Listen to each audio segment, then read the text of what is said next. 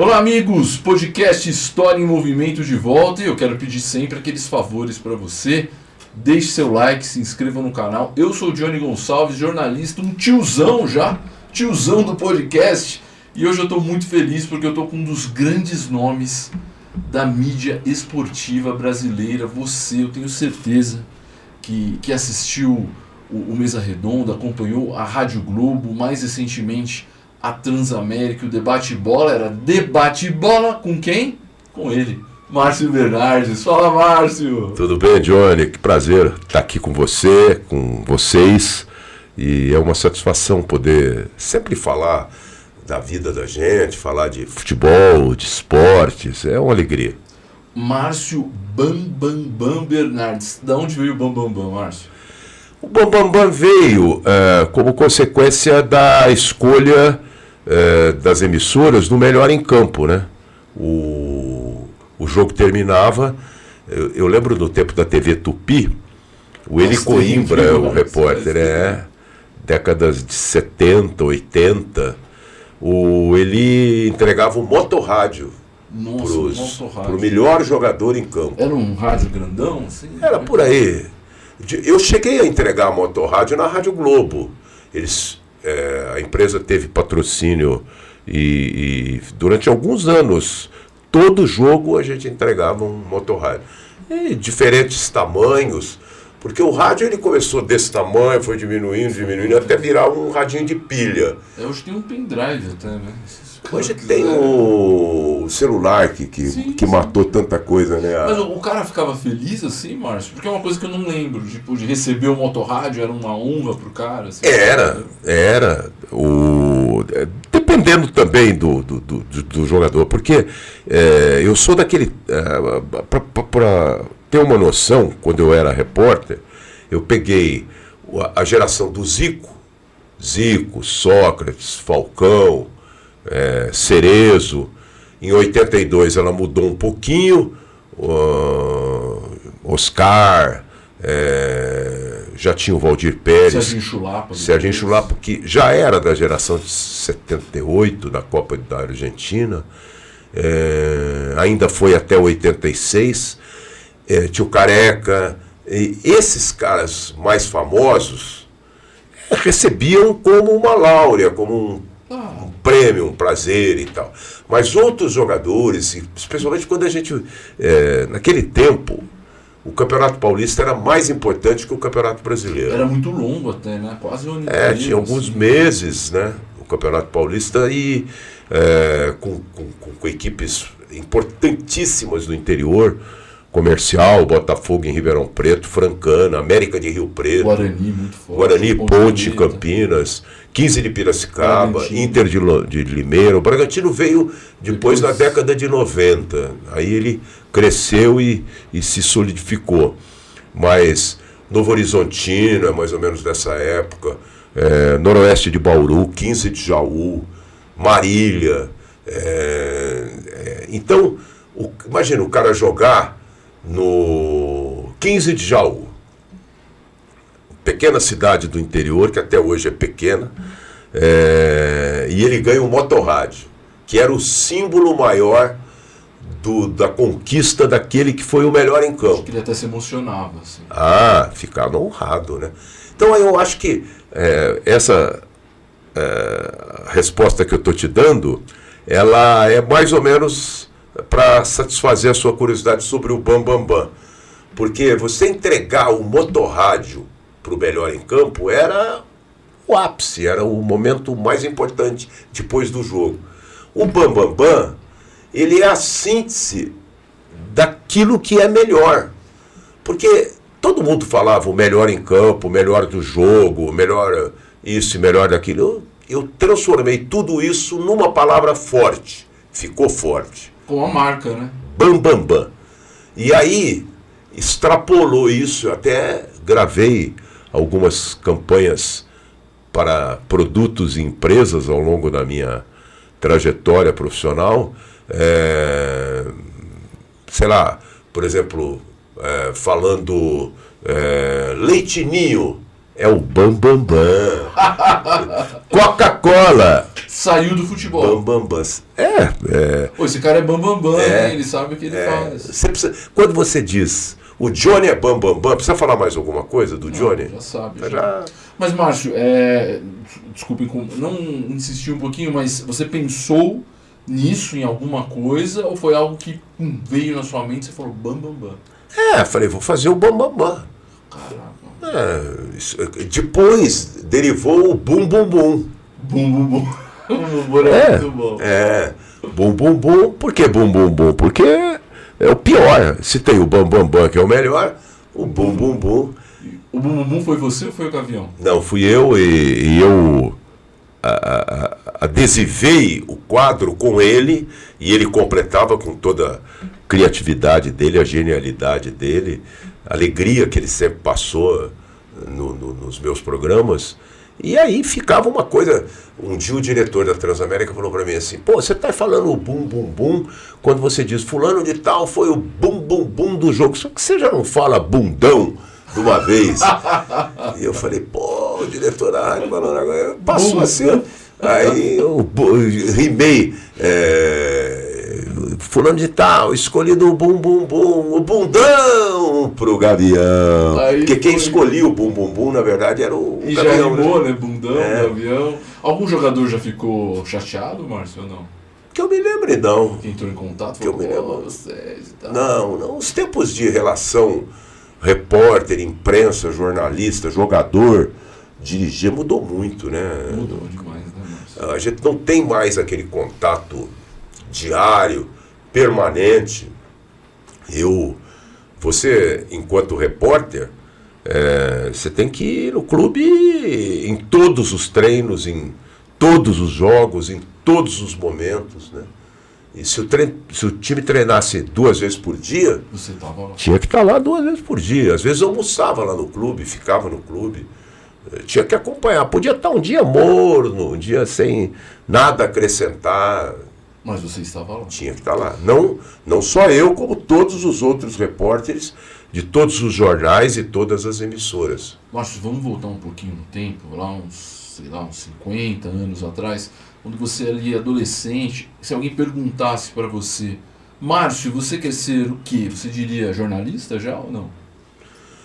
Olha, minha história é interessante porque tudo aconteceu de uma maneira muito informal, muito ocasional, mas também por desígnios de Deus.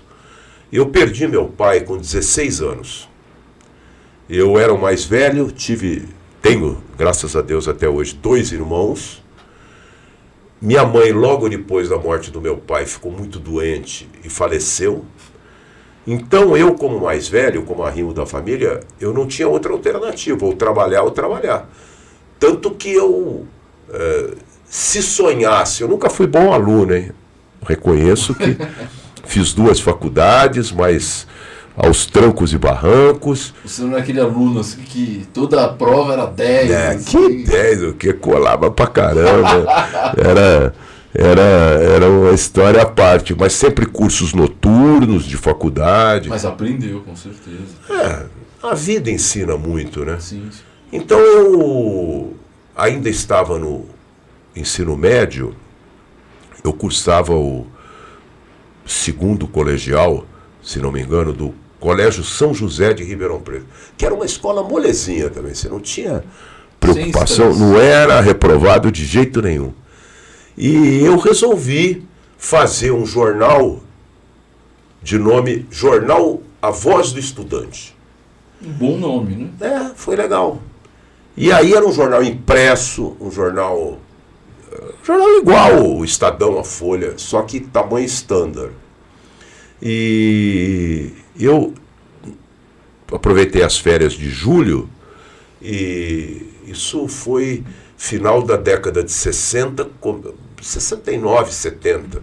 Eu tenho um caderno com todas as edições desse jornal. Nossa.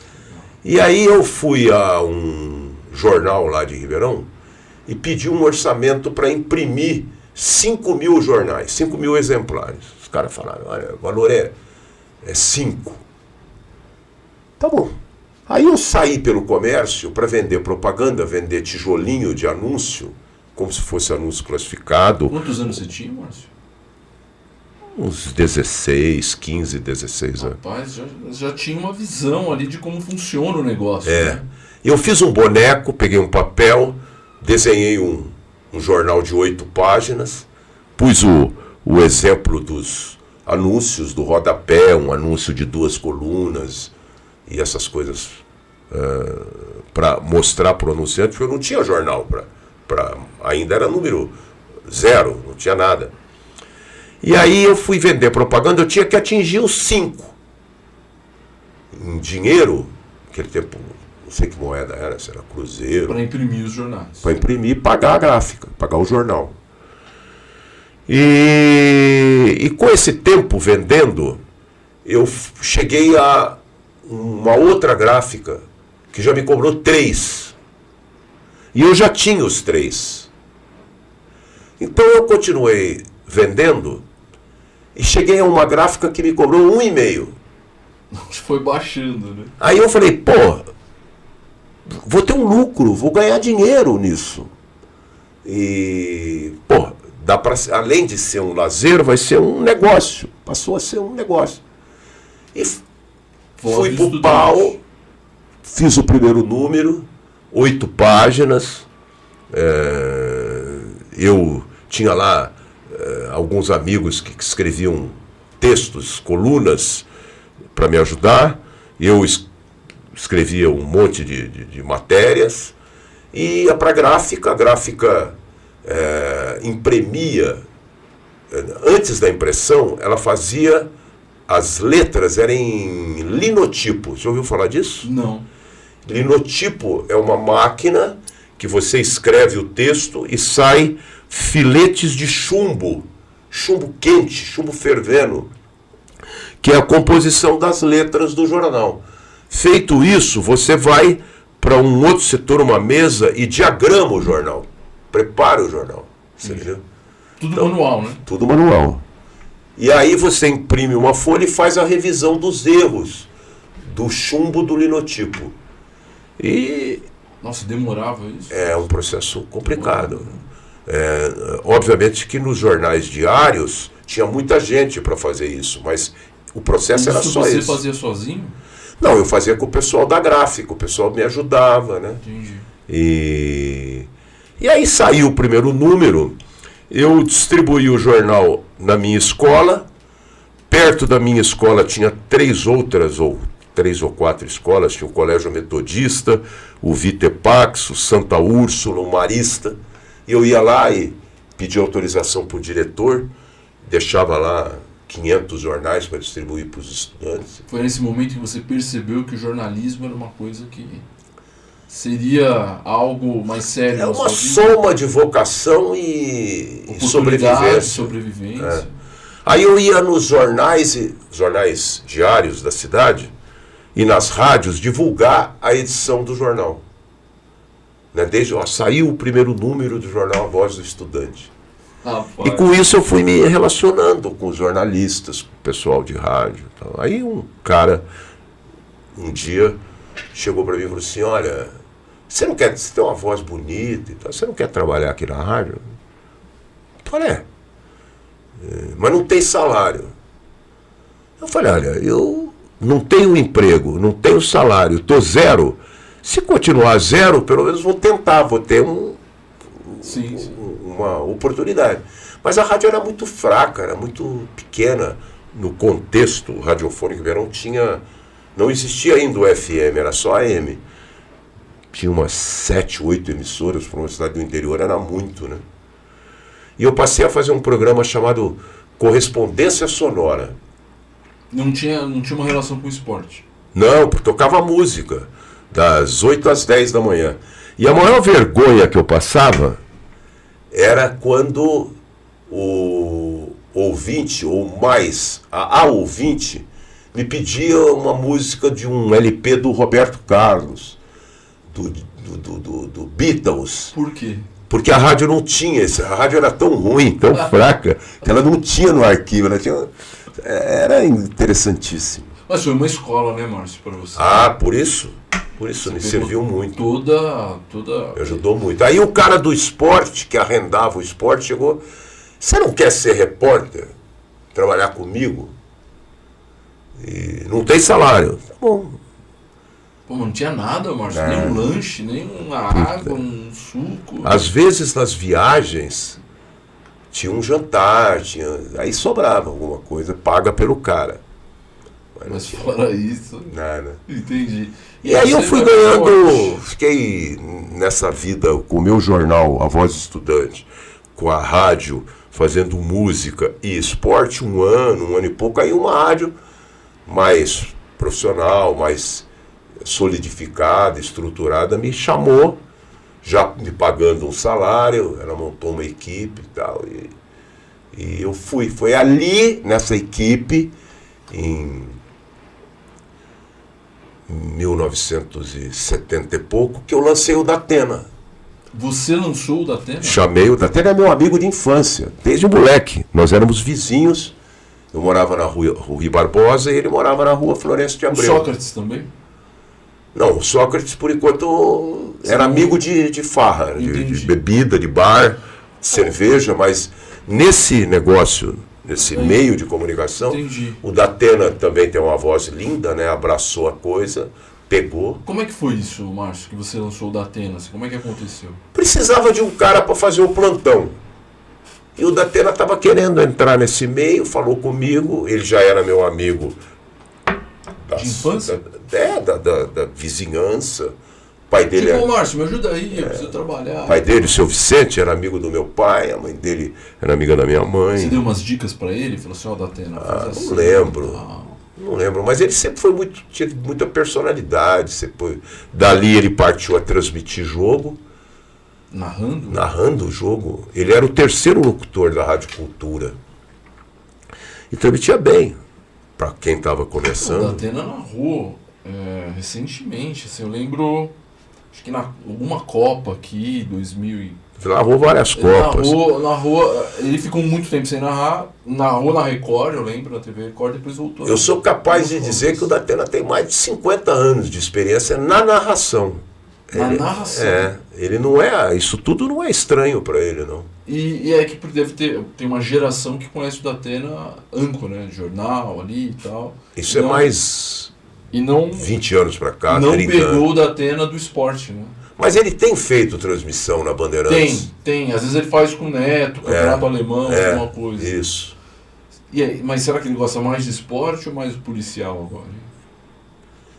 Ele sempre reclama comigo que fazer um programa policial como ele faz é muito pesado, né? Deve muito ser para o ser humano. O cara fala de só fala em morte, roubo, assalto. Todo dia. Agora, ele é um cara consagrado, é um cara que encontrou um caminho, tem uma audiência espetacular, é a maior audiência da Bandeirantes. E quer queira ou quer não queira, tá indo bem, tá indo certo. Tá. E você faz parte dessa história, hein, Márcio? O sucesso dele não... lá no comecinho... depende dele, do talento deu aquele, dele. Falou assim, aquele empurrãozinho, você vai. Aí ele foi. Mas ele foi... Ninguém vai se não tem talento. É verdade, Márcio. Sempre que eu falo, às vezes você vê um cara na televisão de cabelos brancos, careca, gordo, 70, 80 anos, você fala, pô, esse cara... Há muito preconceito hoje do jovem com o velho, né? Agora, esse cara aí, o substantivo do nome do cara é esse cara aí. Mas aí você olha a história do cara e vê a trajetória dele e tal. Então isso é muito bonito. E eu acredito, Márcio, e esse programa de hoje, além dos fãs do Márcio, que eu tenho certeza que nós temos aqui, do pessoal que pegou a Gazeta, pegou a Rádio Globo, Transamérica, é para você, estudante de jornalismo.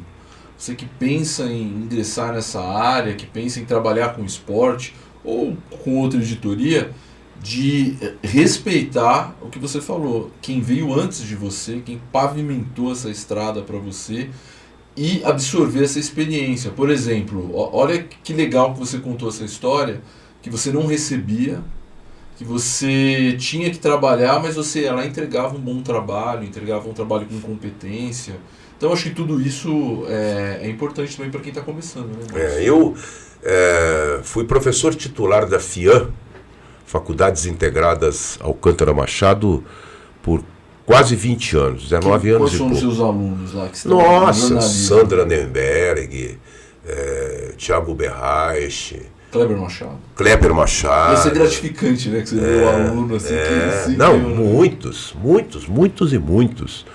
Até hoje, quanta gente que eu vejo repórteres consagrados, correspondentes do exterior, e que foram meus alunos, mas eu dizia para o pessoal o seguinte: olha, você tem que extrapolar aquilo que você aprende aqui, você tem que se dedicar, tem que ler muito e buscar. Tem um ditado que fala assim: o homem vale o tamanho dos seus sonhos. E você tem que sonhar, pode sonhar grande, porque não é pecado, não paga imposto, felizmente, né? Ainda bem, né, Márcio? e ir para cima, e tentar realizar aquele seu sonho. Você sonhava, Márcio, com as coberturas de Olimpíadas, de Copa do Mundo? Será algo... Aonde eu cheguei, não. A 12 Copas do Mundo, 8 Olimpíadas, 5 Macabíadas, 4 Pan-Americanos. Isso não. Até as Macabíades também. 5 vezes eu fui a Israel. Que bacana. Isso, a profissão me deu essa oportunidade. Eu fui a 103 países. 103? 103. Alguns, o Japão, por exemplo, que é o outro, estou dando esse exemplo porque é tão longe, e eu fui 9 vezes no Japão. Sempre a trabalho. Eu não deixa eu ver. Todas as vezes foi a trabalho, mas eu aproveitava todas as minhas viagens. Para conhecer também. Tem toda a capital do mundo tem um tour, começa às 9 da manhã, das 9 ao meio-dia. E ele dá uma overview assim da cidade. Qualquer cidade, Paris, Roma, Bruxelas, Londres, uma cidade que for, tem esse ônibus. E aí eu chegava no concierge do hotel, qualquer cidade que eu fosse, qualquer uma, mesmo aqui no Brasil, eu falava: olha, vocês têm aqui um city tour? Amanhã, 9 horas da manhã, tá, seu carro. Então quanto custa? Custa tanto. Às vezes era a minha verba, minha diária, eu pagava, o cara reservava. Para conhecer a cidade. E aí no outro dia vinha uma van, me pegava, me levava até o ponto de saída daquele city tour, que normalmente era na sede, no escritório da empresa, e aí a gente saía. E eu tinha, se eu tivesse mais tempo, eu voltava nos lugares que mais tinham me interessado, né? Então, isso ultimamente, graças a Deus, porque eu passei a ter mais condições, as viagens que eu faço nos últimos 25 anos, todas são com guia, né? Guia local e falando português. Eu já contrato a viagem com o guia. Com o guia. Fica mais fácil, né? É muito mais confortável, muito mais cômodo, mais confiável. Você pode ir no país que for. O país pode estar numa situação de guerra civil. E não é muito corrido, né? Aquela coisa assim de tem que ver. Não, pelo menos eu me lembro, em 2019, eu fui ao Marrocos, fiquei 13 dias no Marrocos e fui a 11 cidades. Eu dormi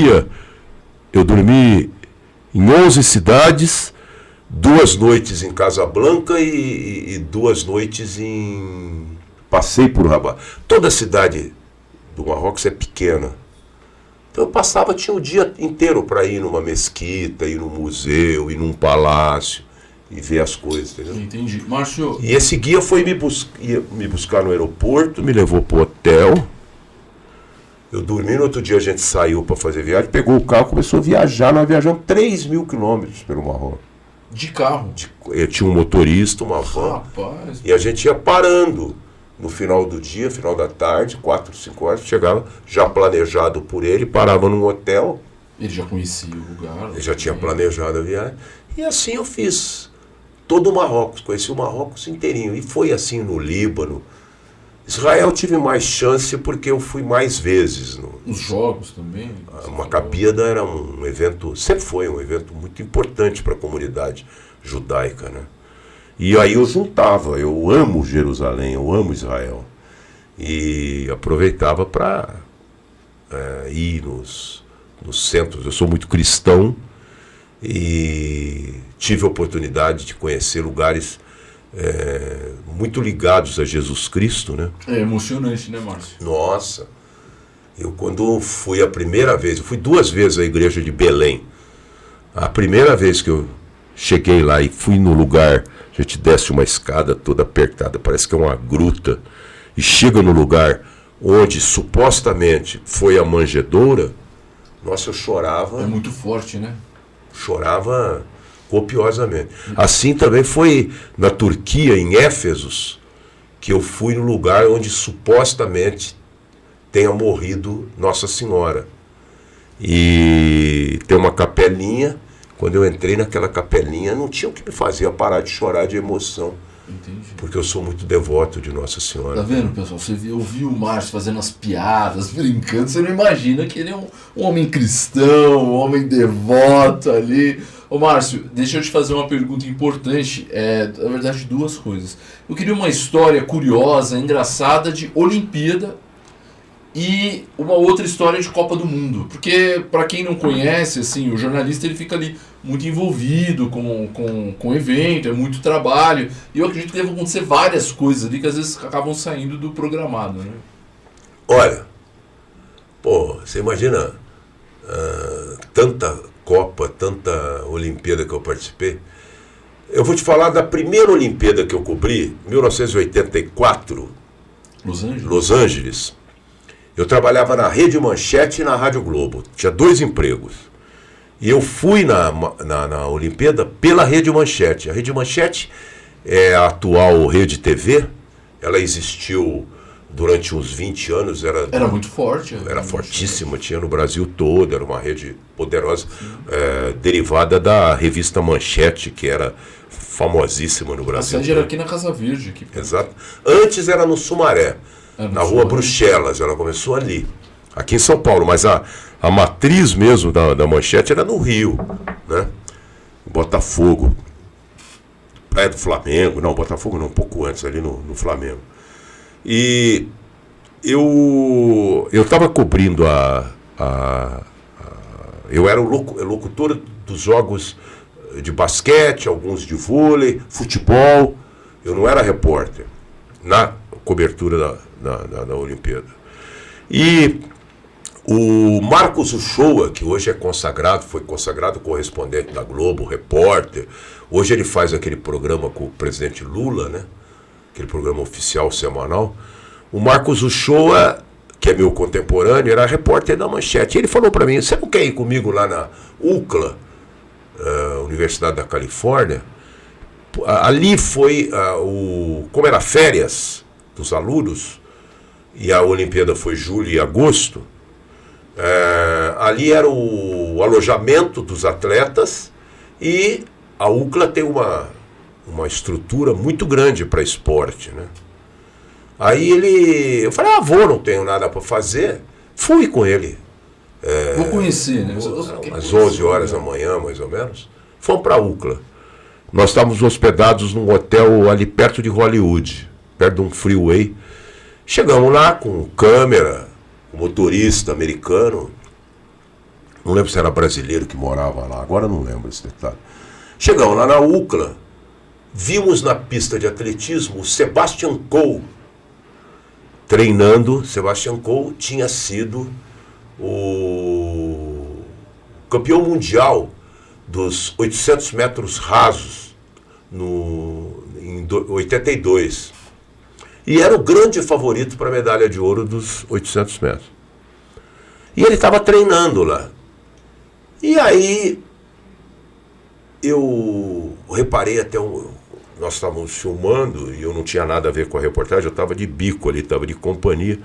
E eu reparei quando ele era uma coisa tão embrionária, tão principiante, que ele deu um tiro e ele tirava o cronômetro pelo relógio dele mesmo. Não tinha nem o cronômetro ali, né? Quando ele fechou o tempo, eu vi que ele fez assim, quer dizer, ele tinha conseguido alguma coisa melhor do que ele tinha conseguido até então. Bom, tudo bem. O Brasil tinha um jovem atleta, corredor, que eu conhecia, porque uma das minhas paixões esportivas sempre foi a corrida, né? Eu sempre corri. Corri 21 maratonas. 21 maratonas.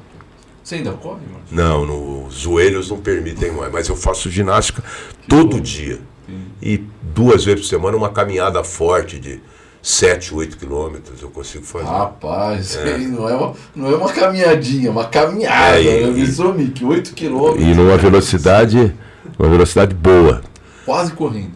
Aí eu conheci o Joaquim Cruz e sabia do histórico dele. Ele era um jovem atleta que estava chegando para ou matar ou morrer naquela Olimpíada. E eu sabia que ele ia disputar. O Sebastian Coe, ele se consagrou tanto que ele passou a ser, depois de atleta, presidente do comitê, presidente da Federação de Atletismo da Inglaterra. Depois foi presidente da IAFA, que era a Federação Internacional de Atletismo, altíssimo membro do COI, Comitê Olímpico Internacional. Ele é um cara, ele é bam no atletismo. E eu estava no centro de imprensa, depois desse episódio, e no refeitório, conversando com alguns jornalistas ingleses, os caras falaram assim, agora, final de semana, dia tal, é a prova dos 800 metros. Estão falando de um tal de Joaquim Cruz aí. Mas quem vai ganhar é o Coe. Você só ali ouvindo. Eu cheguei pro cara e falei, escuta, porra, não fica cagando regra não, brother. Quem vai ganhar é o Joaquim Cruz. Você peitou os caras lá, Márcio? O cara olhou para o inglês é imponente, o inglês é o dono do mundo. O cara te olhou meio assim. Se acha maior que o maior. Quem é esse rato? Quem é você? Esse ratinho aí. Aí o cara também me contestou e não vai. Apostamos $100. Olha que louco, bicho. $100 era dinheiro pra caramba. E eu falei, agora tô na mão do Joaquim Cruz. O Joaquim não sabia disso. Não. Depois que eu fui entrevistá-lo e várias vezes já contei essa história para ele sabe. E aí ganhou a prova, surpreendentemente, porque não foi uma surpresa olímpica, pontual naquele momento, foi uma surpresa para o mundo. Um sul-americano, um brasileiro, um negro. Ganhar do Sebastian Coe, bicho. Era quase 90% que o Sebastian Coe ganharia. Era. Como é que foi quando você foi pegar o seu dinheiro? Peguei na boa e o cara pagou. Mas ficou tudo certo, não teve nenhuma... Rusga. Não, pelo contrário. Então, foi interessante essa história. Tem muitas outras. O meu companheiro de quarto da Rede Manchete, lá em Los Angeles, naquele tempo a gente não ficava em quarto individual, a gente ficava em quarto duplo, né? Mas os quartos dos hotéis americanos, eles são muito grandes e tem 2 camas de casal, quase, eles chamam de cama da viúva, né? É um quarto gigante. Então. O quarto é muito grande, tem 2 camas muito grandes, é muito confortável. E o meu parceiro de quarto era o Carlos Alberto Torres, que era o comentarista de futebol das transmissões da Manchete. Né?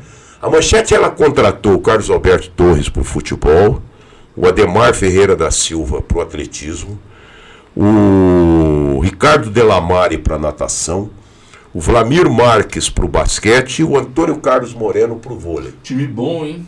Naquele tempo, você vê, 84, a Manchete teve essa visão de levar ex-atletas para comentar. Algo que está acontecendo agora, né? Hoje acontece, tem mais atleta que jornalista. Sim.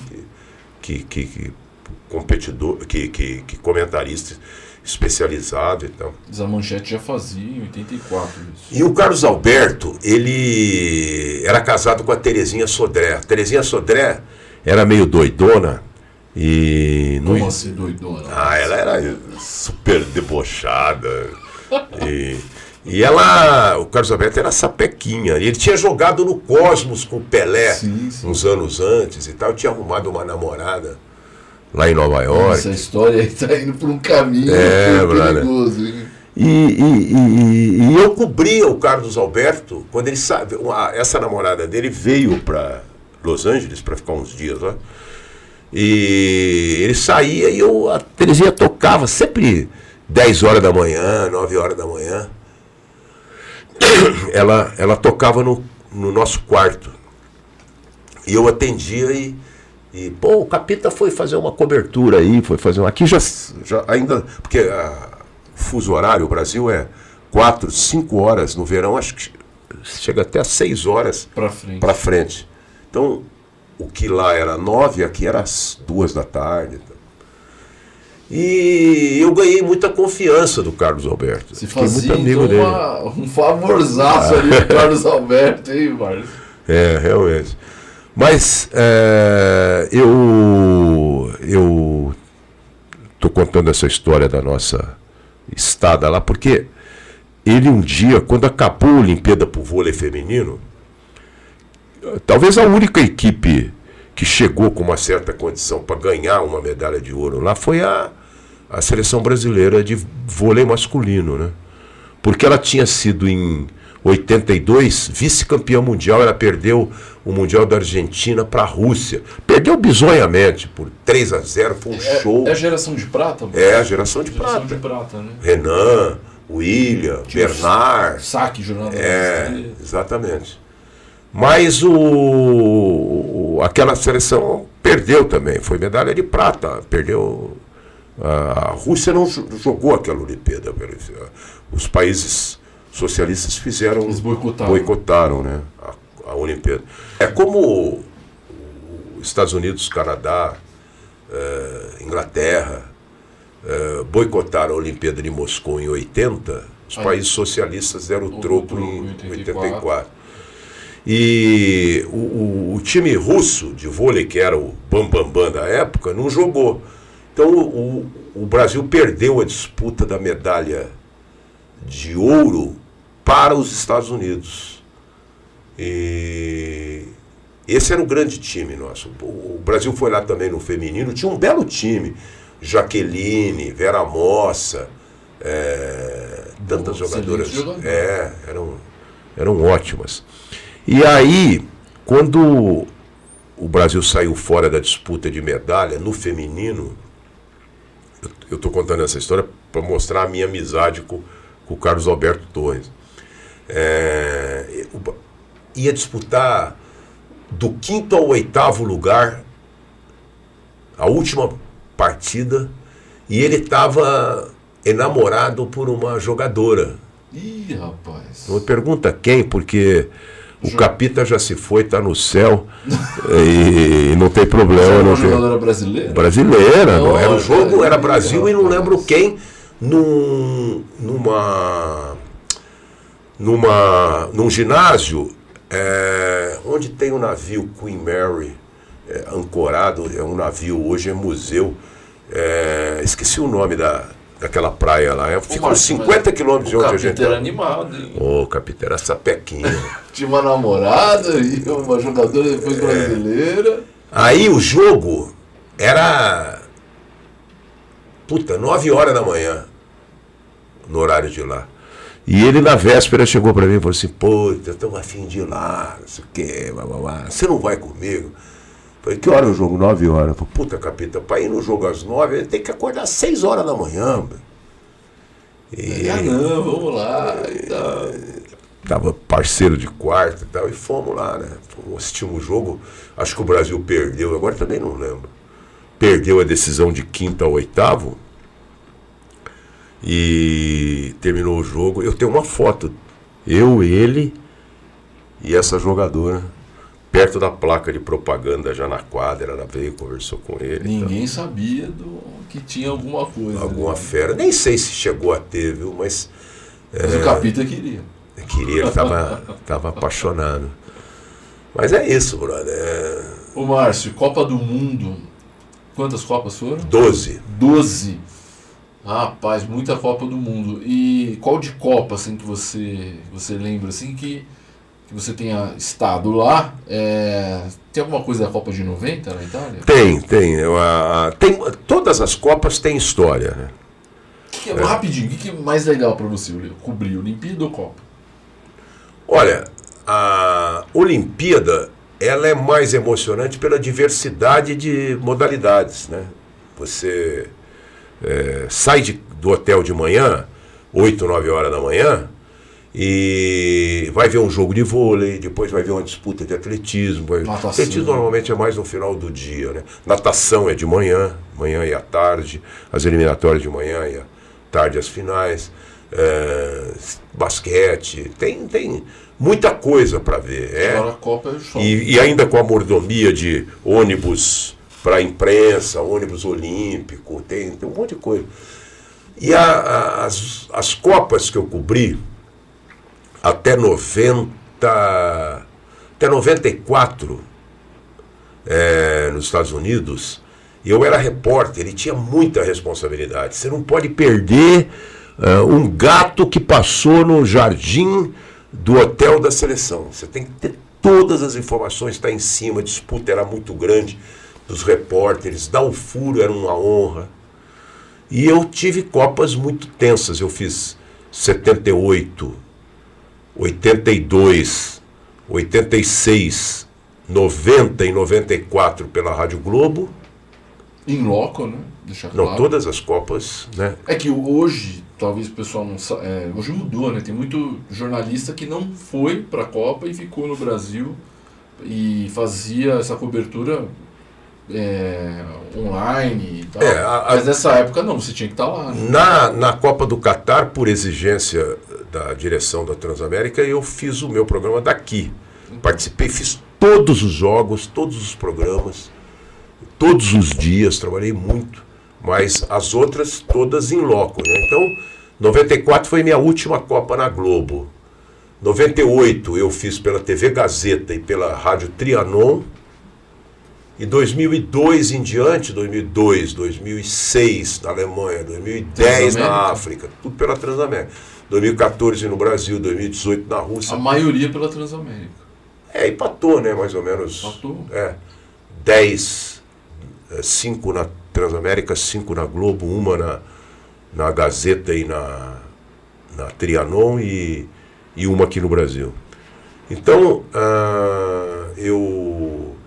eu tenho diversas coisas, diversas histórias, muita coisa para falar de Copa, né? Em 82, por exemplo, a Rádio Globo fez uma grande equipe, uma equipe espetacular, uma ideia de um jornalista inteligentíssimo, que era o nosso coordenador de esportes, o Edson Scatamáquia.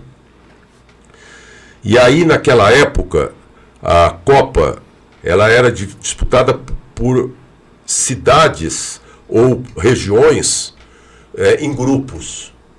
Então, o grupo A tinha 4 seleções que ficavam na Andaluzia, que era o caso do Brasil. Jogavam em Sevilha e Málaga. Tinha um outro grupo que ficava em Madrid, um outro grupo em Barcelona, um outro grupo no norte, Vigo, La Coruña e Santiago de Compostela. Então, o Edson Scatamáquia teve a ideia de fazer o seguinte: vamos colocar um repórter em cada subsede. Então colocou um cara para cobrir Madrid, um cara para cobrir Barcelona. Cobria todas as seleções que estavam naquele local. Você foi para onde, Marcos? Fui para cobrir a Itália, que jogou em Vigo e La Coruña. Ela ficou concentrada em Pontevedra, que é a antiga capital espanhola, que fica entre as duas cidades, e bem no norte, perto de Portugal. E a primeira parte da Copa, a história minha começou assim. Eu fui com o Osmar Santos e o Faustão para Portugal. A seleção ficou 10 dias em Lisboa. Time fraco esse, hein? Osmar Santos, Faustão. Loureiro Júnior. Eu tenho uma dívida com o Faustão naquela Copa, porque no avião indo para Lisboa eu peguei uma gripe. Forte gripe, com tosse e tal. E eu dormia no quarto com o Faustão. Faustão era meu companheiro em Portugal, 10 dias. E eu passei as 10 noites com gripe, tossindo a noite inteira. O Fausto, ele trabalhava na Rádio Globo e no Estadão, né? E ele tinha que fazer as matérias pro jornal ainda. Ele te cobriu. Não, eu ia para os treinos. Doente, lá gripado. Mal, à noite, ele não conseguia dormir. Ele não pegou gripe? Não lembro não, acho que não. Mas eu devo essa para ele. Aí nós saímos de Lisboa num carro, já tinha se integrado ao nosso grupo Loureiro Júnior, saudoso Loureiro Júnior, comentarista, né? E fomos de carro os 4 para Sevilha. De Lisboa a Sevilha, é uma viagem longa, tem uns 400 quilômetros. A estrada era uma porcaria. Imagina. 82, pô. Aí ficamos em Sevilha. O Brasil jogou as primeiras partidas em Sevilha, né? E quando eu fiquei lá mais uma semana com o Fausto cobrindo a seleção, e quando ia começar a Copa, uns 3 dias antes, eu fui para Vigo para cobrir a Itália, porque eu tinha um histórico de 1980. Teve um mundialito no Uruguai, foi um torneio lá, 15 dias. E eu fiquei muito amigo dos jogadores da Itália.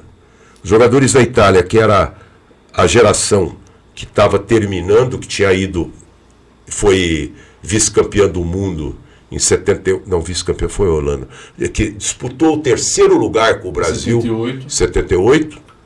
Era uma seleção espetacular. Aí ainda em 80 era aquele mesmo time, aí houve uma meia renovação para 82. E como eu fiquei muito amigo dos caras, naquele tempo a convivência repórter-jogador era completamente diferente do que é hoje, né? A gente convivia muito proximamente.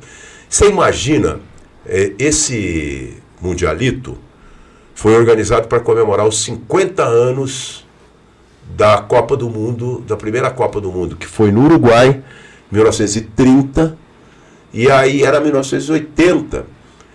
E as seleções que foram, Inglaterra, Holanda... Foi um campeonato forte, então. Foi bom, Uruguai, Argentina, Brasil.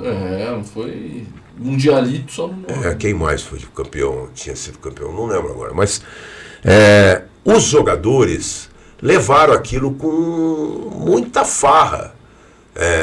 Eu me lembro que a seleção da Holanda chegou no Uruguai, chegou em Montevidéu e recebeu a imprensa com um coquetel regado a vinho e cerveja lá no hotel. Puta, imagina isso. Isso naquele tempo era um aconteceria escândalo. Hoje, né? Hoje é impossível. Mais difícil, né?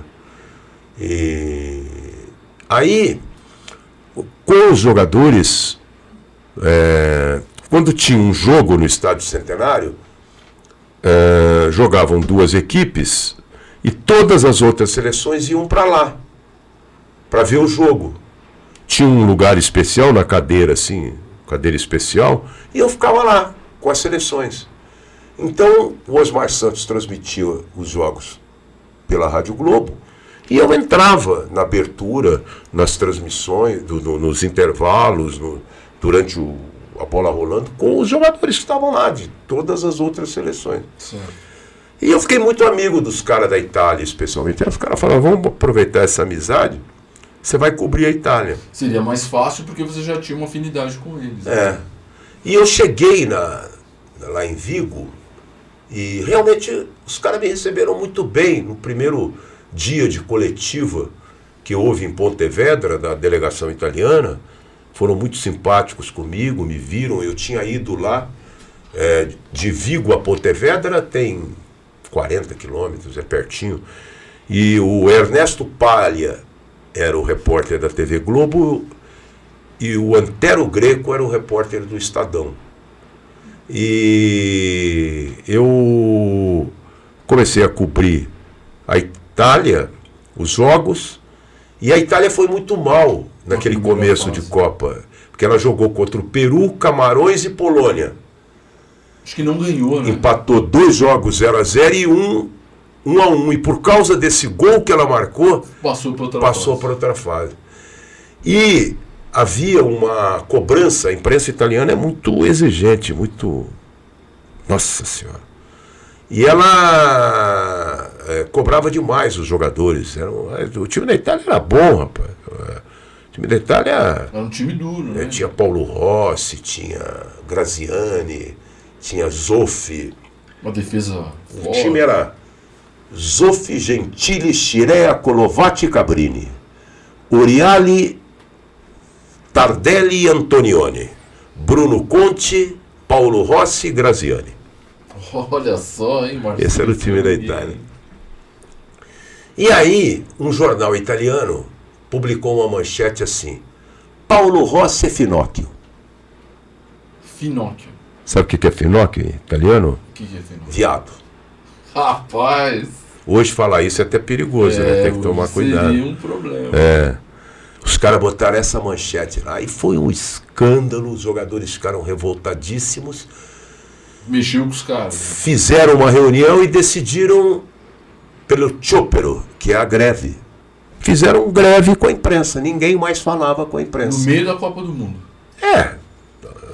E o time jogando mal, ameaçado de classificação e ainda faz greves, imagina.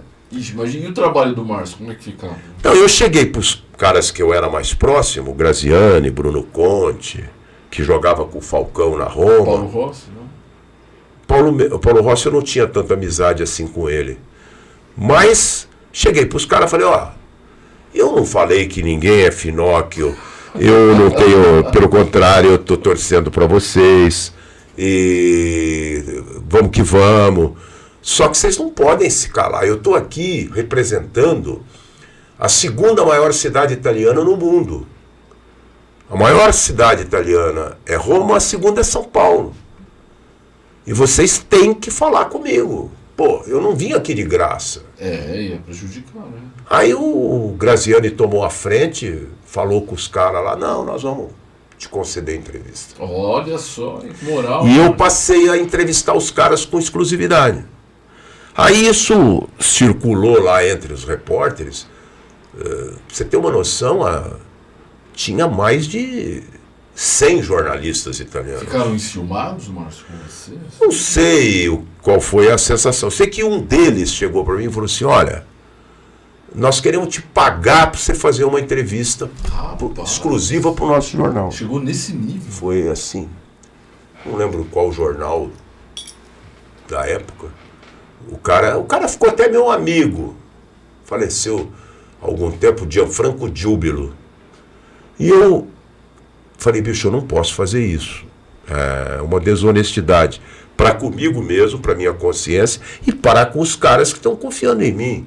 Sim. Eu não posso fazer uma entrevista exclusiva, te dar o gravador, te dar a fita e você publicar isso na imprensa lá na Itália. Eles nunca mais iam falar com você. Se vocês quiserem alguma coisa das declarações dos caras, vocês põem um correspondente em São Paulo, mandem ouvir a Rádio Globo e tirem de lá as declarações dos caras pela Rádio Globo e citem, por favor, a fonte. Rádio Globo, repórter Márcio Bernardes, etc, etc. Fora isso eu não faço.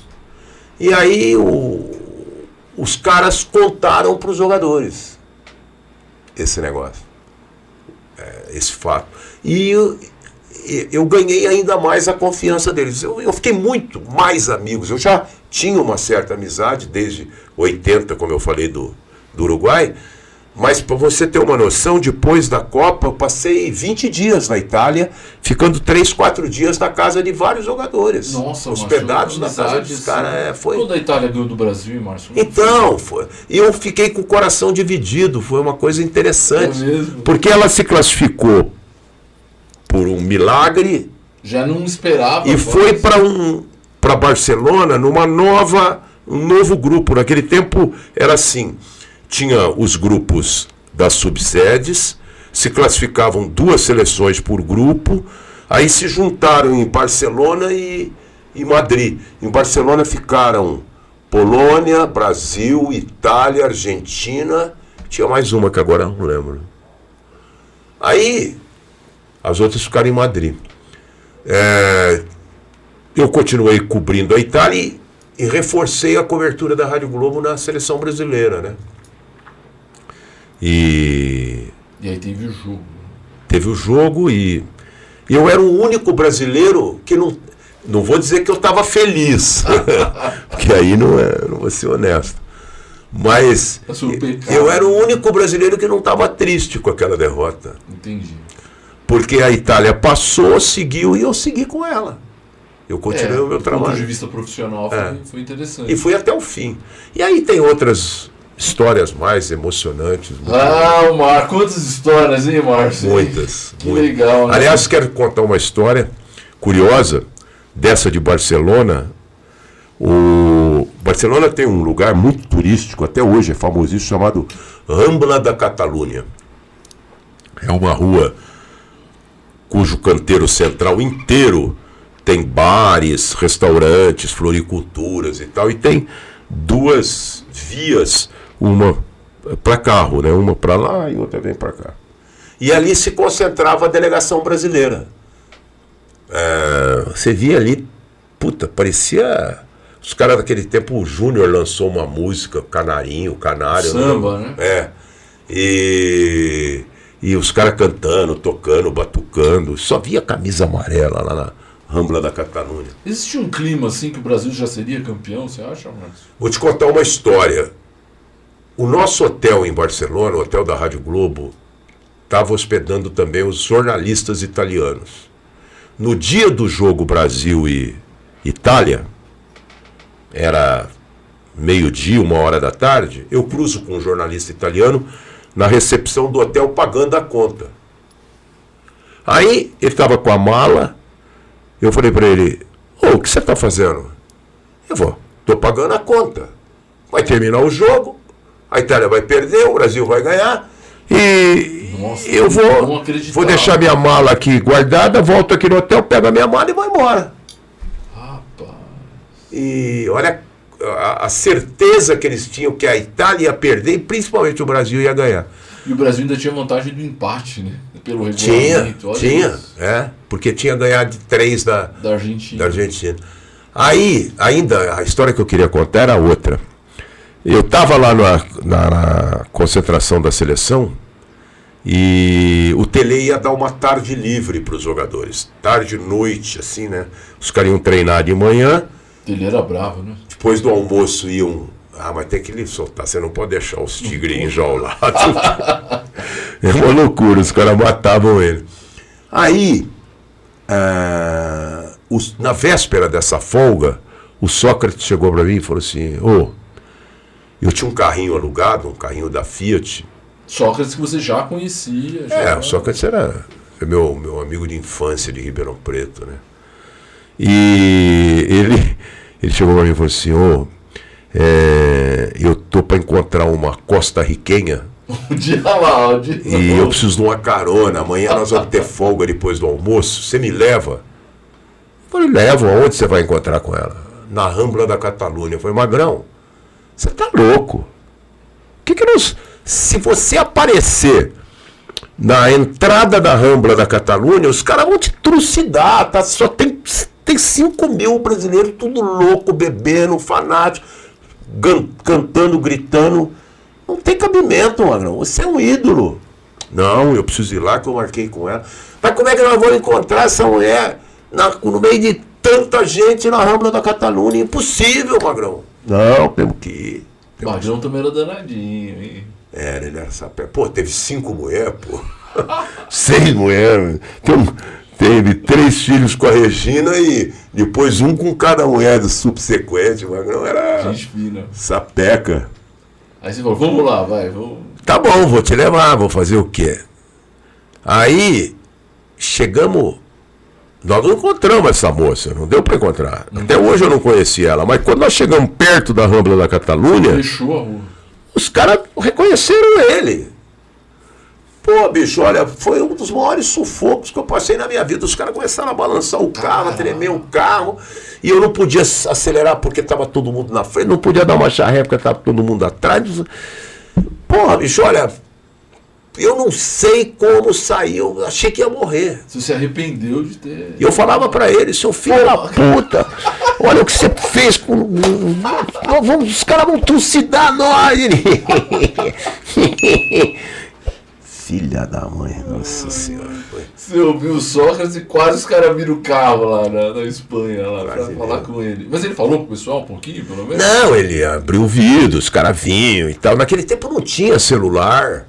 Não existia isso, né? O acesso também devia ser muito difícil. Aí eu não lembro agora se ele desceu um pouco, tirou foto com os caras. Pra dar uma acalmada, né? Mas olha, foi difícil, um sufoco. Márcio, o fato é que o Magrão jogava demais, né? Era bom. Aquela Copa, ele prometeu pro Tele e para si mesmo que ia fazer uma super Copa. Então ele parou de beber, parou de fumar, parou com tudo. E jogou muito a Copa. Ele chegou na Copa no apogeu da forma física. Porque o Magrão, ele sempre foi um jogador de futebol, ele nunca foi um atleta, nunca. Fumava pra caramba, enrolava na faculdade de medicina para enrolar nos treinos do Botafogo. Era um vai e vem. Bebia demais. Morreu disso, né? Morreu de cirrose. Então, aquela Copa ele merecia, viu? E eu, assim, rapidinho, Márcio, eu acho que o tanto gol que ele faz com a jogada com o Zico, que ele toca pro Zico, ele dá no contrapé do Zoff, né? O Zico devolve para ele entra assim pela direita e bate o Zoff cai sentado no chão, e o gol do Falcão, acho que são 2 gols assim lindíssimos, assim. Foi uma tragédia aqui. Rapidinho, pessoal, a gente muita história para contar, né, Márcio? É muita coisa. A gente está aqui já da metade, já para o final aqui, e eu tenho que falar com o Márcio, vamos dar um salto aqui na história, Márcio, voltando para o Brasil, porque você fez parte, acho que na minha opinião, um programa que marcou uma geração, que é o Mesa Redonda, lá na Gazeta. Eu confesso que eu sou corintiano, e eu ficava com criança, mas com raiva às vezes de você, Márcio, porque você fazia um comentário assertivo sobre o time, às vezes ganhava, mas não ganhava tão bem. Eu falava, pô, mas ele só fala mal do meu time, como é que pode isso? E Márcio, conta pra gente como é que foi esse período no Mesa Redonda pra você, de participar dessa Mesa Redonda e aquela briga, né? Que todo mundo deve perguntar como é que foi aquela situação ali do Milton Neves com a Valone, você meio que ali no meio ali, e a coisa acabou saindo do trilho, né? Foram 13 anos na Gazeta e eu tive muita honra em trabalhar com o Roberto Avalone, que era um jornalista especial, espetacular, um texto primoroso, um cara com uma visão carismático.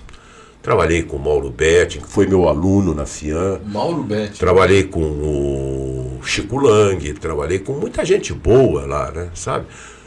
Mário Marinho, Luiz Carlos Ramos, a Drica Lopes, a Vânia Westphal, muita gente legal mesmo.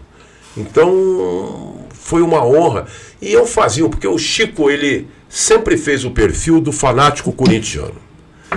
O Avalone dizia que era jornalismo futebol clube, mas ele era mais apaixonado pelo Palmeiras que o Chico era pelo Corinthians. Não, né? Primeiro bloco Palmeiras, segundo bloco Palmeiras, terceiro bloco Palmeiras, quarto bloco Corinthians. Você fala, pô, mas só tem Palmeiras. Você fala, mas e eu fazia uma... Você era o equilíbrio ali, da situação. Uma coisa mais séria e tal. Enfim, mas foi um tempo maravilhoso, eu guardo com muita alegria, muito carinho. Marcou a história da TV brasileira. Marcou. Hoje, nós chegávamos, era um tempo que o Mesa Redonda ele passou a ser o título de evento. Hoje você tem uma mesa redonda sobre medicina, sobre meio ambiente, sobre tantos e tantos outros assuntos. forçou a criação pela TV Cultura do Cartão Verde. Sim. Ele teve um outro programa na Bandeirantes também sobre debates, essas coisas. E tinha a concorrência do Fantástico, né? O Fantástico na Globo e o Silvio Santos no SBT. Tempos difíceis. Né, e a audiência do Mesa Redonda era 6 pontos. Nossa, que pra Gazeta já é algo Porra, assim. pelo amor de Deus, a emissora que sai do 09, do 1 ponto não sei quanto. Mas eu acredito, Márcio, que dependia muito também um clássico Corinthians e Palmeiras, domingo à noite, todo mundo. Quando tinha, por exemplo, outra coisa que também atraía muita atenção, além do clássico, quando tinha briga no clássico, quando tinha um gol polêmico, quando o juiz tinha feito uma besteira. Tudo isso repercutia no Mesa Redonda. E briga de torcida. Repercutia no Mesa Redonda. Nossa, eu lembro de assistir o programa da final de 93, o corintiano, raiva ali, o Mesa Redonda repercutindo como tinha sido a final. Mas e a briga entre o Milton Neves e o Avaldo? O que aconteceu ali, Márcio? Foi um desentendimento deles, né? Você estava intermediando? Não, eu não abri a boca, eu não queria. Meu Deus. Você sabe que naquela mesa, entrava embaixo da naquela mesa estava o Felipão como convidado. 97 ele estava no... Estava o analista de Bagé, que foi lá também falar de futebol e divulgar a peça dele.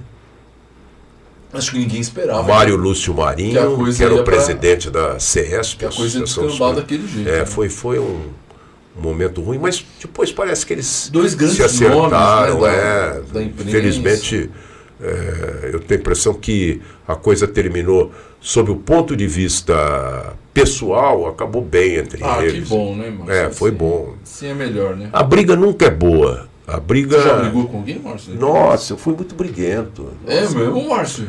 Eu era... Eu sempre achei um cara brincalhão, um cara tranquilo. Mas eu sempre fui muito reclamão, muito brigão. E a vida me ensinou, a calvície e os cabelos brancos me ensinaram que a gente tem que ter comedimento, tem que ser mais tranquilo, tem que... Entendi. A briga divide. A briga não é... Você nunca soma numa briga. E a gente tem experiência na vida que você só consegue um objetivo, mesmo tendo oposição, quando tem bom senso, quando cede, quando permite. Saber conversar, né? Exatamente. Márcio, já está indo aqui para o final, eu quero falar também aí se eu ficava bravo com você porque eu era criança, você tinha aquele comentário mais equilibrado, eu comecei a gostar muito depois na Transamérica, porque eu já estava mais adulto, e aí acabava o jogo e entrava o debate bola com o Márcio Bernardes. Mesmo quando eu perdia, eu sabia que eu ia dar risada, porque você brincava com os jornalistas, era muito legal. E aí eu queria também que você falasse um pouquinho sobre esse período na Transamérica, porque eu sentia um Márcio mais leve, com mais humor também, isso era muito bom. E aquela história de 2013 também, de você falando com a Marília, né, no jogo do Corinthians. No Pacaembu, né? Será que aquele ouviu, porque o estádio estava vazio, já fazia 1 hora que tinha terminado o jogo. Outro dia, o Marco Belo, que é o repórter setorista do Corinthians na Transamérica, me contou que esse vídeo no YouTube tem milhares e milhares de acessos. Sim. Eu estava apresentando o meu programa e eu fiquei revoltado, porque eu tinha posso... alguma coisa estranha. Tinha. Aquilo não foi uma arbitragem normal. Os lances contra o Corinthians. E eu até entendo, porque existe agora há pouco tempo existe uma máxima, quando o time começa a ganhar muito, eles tentam de alguma forma circulam um papo, não pode deixar esse time, senão acaba a graça. E o Corinthians vinha muito bem, né? Não, tinha sido o Santos em 2011, depois o Corinthians em 2012, vinha bem, ia ganhar aquela Libertadores em 2013. E eu xinguei, eu estava na cabine da Rádio Transamérica lá do Pacaembu, e o Amarila saiu com os bandeirinhas e a polícia, ao invés de sair pelo saguão, que ele deveria sair lá do Pacaembu, ele veio pelo túnel, subiu pro gramado de novo, passou o alambrado e entrou numa viatura da polícia. Ele não sairia vivo aquele dia do Pacaembu. Quando eu vi, eu comecei a gritar, a xingar e foi pro ar. Eu estava apresentando o programa. Eu não tinha como desligar o microfone. Não foi combinado, foi natural. Não, foi a minha... Segundo o que disse uma vez um corintiano amigo meu, que eu naquele vídeo, naquele áudio... Você falou pela torcida. Eu falei pela torcida, expressei e falei mesmo. Porque... E não se arrepende, né? Não, porque eu falei uma verdade, o Amarila... E depois surgiram áudios lá do presidente da Conmebol, que o Amarília era um grande... Ele como se assim, nós podemos contar com a Amarília aí para esse jogo, enfim, né? Não sei. O que eu posso dizer para todos vocês é o seguinte: tem um seriado no Amazon Prime chamado El Presidente. Tem uns 10, 12 capítulos, 50 minutos cada. Assista quando você tiver tempo. Ali é o retrato fiel do futebol sul-americano e internacional daquele tempo. Eu assisti esse seriado na época da pandemia. Mas ele é super atual, de corrupção, de mulheres envolvidas, dinheiro, roubo, cartola. Muita coisa, né, mano? É super atual. Veja, é o retrato. E lá eles tratam a coisa com os nomes do Nicolas Leoz. Baseado em informações, né? Não é assim. Não, foi um seriado especista para você ver. Documentado. Né? Você vai ver, e eu recomendo, quem gosta de futebol, Nicolas Leoz, João Avelange, que era presidente da FIFA, Ricardo Teixeira, Joseph Blatter. Todo mundo, né? Fala nominal. E tem personagens, tem artistas que representam esses cartolas, né? Então... Tudo que vem da Conmebol não me estranha. Difícil, né? E, Márcio, eu gostava também das interações, porque tinha o jacaré que você brincava, tinha o Guigui, eu vou dar uma pincelada na sua garganta, eu falava, meu, aí era brincadeira, era muito... Porque mesmo às vezes o Corinthians perdia o jogo, eu ouvia o debate bola, porque eu sabia que ia dar risada, que... só pra gente fechar aqui, duas coisas importantes. Como é que surgiu essa coisa do humor, que é tão comum, né? Você vê vários youtubers hoje brincando com jornalista, com jogador, e você já vinha fazendo isso há muito tempo. E como é que foi esse final da Transamérica? Assim? Como é que foi isso para você? Será algo que você já esperava? Se te pegou de surpresa? Como é que as coisas aconteceram? Olha, o estilo do programa, ele começou verdadeiramente na Rádio Globo, né? Porque toda a transmissão esportiva, a imprensa esportiva até os anos 2000, tratava o futebol como se fosse uma conferência da ONU, um encontro do clima. Assim, uma coisa não é chata, uma coisa formal, muito formal. E o futebol não é isso. O futebol é alegria, descontração. Sim. E aí, no tempo do Osmar Santos, que era o narrador titular da Rádio Globo, o comentarista era o Paulo Roberto Martins. O Morsa, saudoso Paulo Roberto.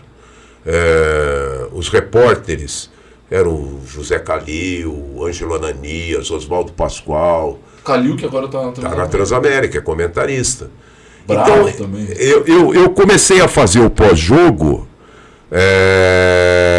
final dos anos 80, 89, 88, 89, fui até a Copa de 94, 95, e não tão mais escrachado como na Transamérica, mas já era com mais humor, mais descontraído, mais alegre. Eu me lembro uma vez que eu pedi para o Calil repetir como era o barulho da bola quando o cara cobrava um escanteio. E era o ápice da loucura isso. Então, na Transamérica, facilitou porque já era uma emissora FM, uma emissora mais jovem.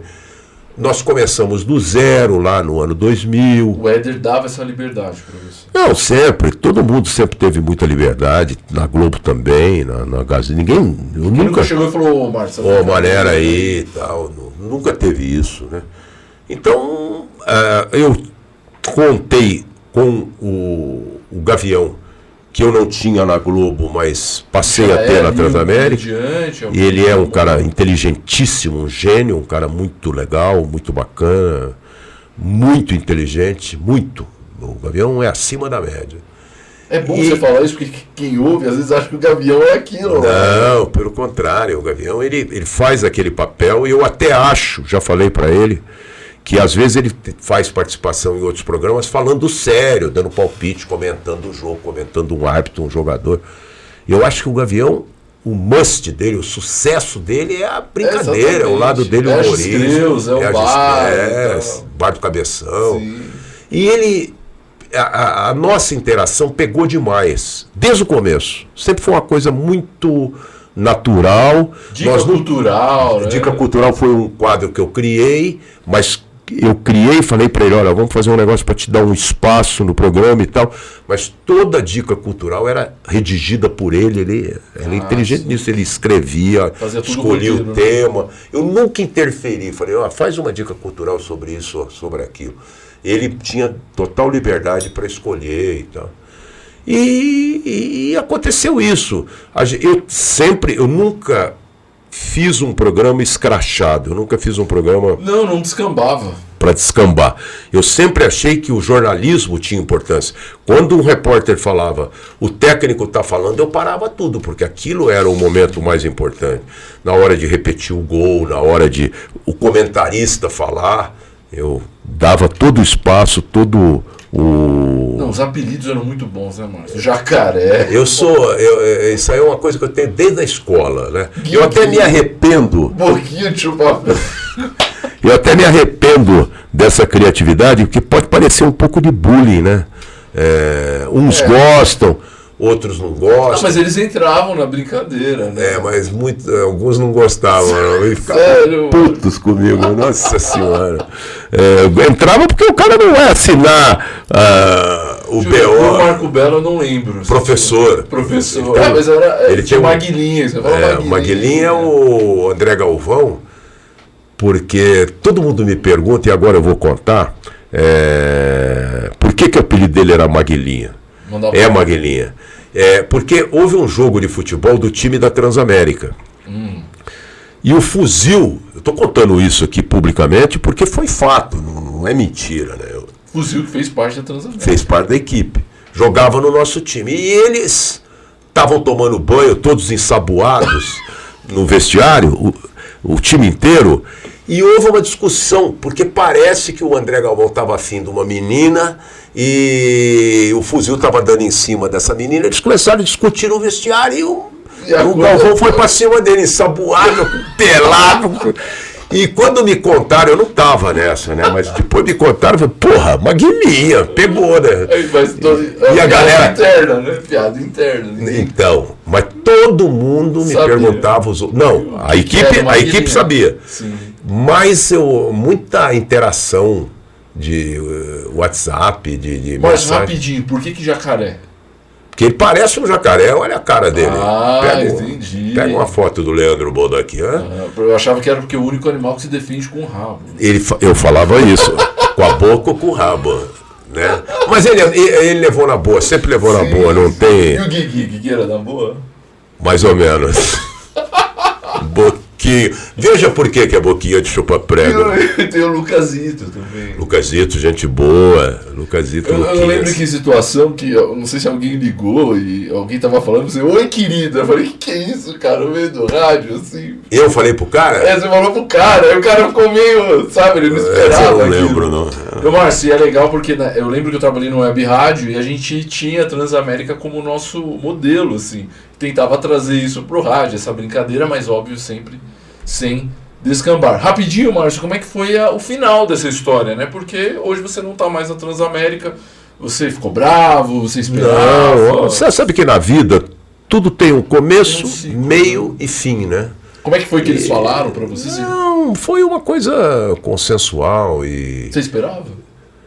Já estava se encaminhando para o término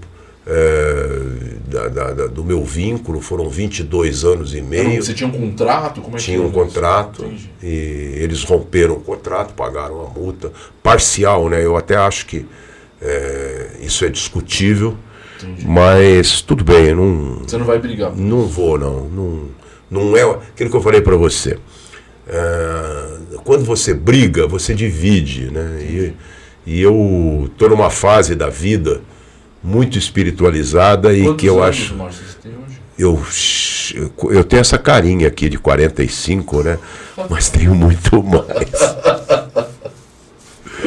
E ficou amizade com todo mundo? Claro, sem dúvida. O carinho, o respeito, a admiração sempre existiu, sempre vai existir. Eu acho uma equipe muito talentosa. Sim. Aliás, o Rádio Esportivo de São Paulo vive um momento muito auspicioso. Tem uma garotada que está passando por uma transição, um pessoal que está começando, está nas várias emissoras, mas que tem muito talento. Eu admiro, porque é um pessoal que pesquisa, que tem boa memória, que vai atrás e lembra de fatos, de jogos, de resultados. Que gosta, né? Que gosta de futebol. Mas recentemente eu na Transamérica senti falta. Falei da brincadeira, do debate-bola do Márcio Bernardes. Márcio, muito obrigado, de coração, por todas as histórias, por toda a sua contribuição para o jornalismo de uma forma geral, principalmente para a mídia esportiva. E eu sempre peço para os meus convidados aquela indicação. Você indicou até a série ali do Presidente. Mas tem algum livro, algum filme, alguma coisa que tenha a ver com a sua história, tem a ver com você, com o trabalho, que você poderia indicar para as pessoas assistirem ou ler o livro? Nessa linha de que eu estou falando de denúncia, eu estou relendo um livro agora, O Lado Sujo do Futebol. Ele foi feito por 4 jornalistas e eu estou na página 70 ainda.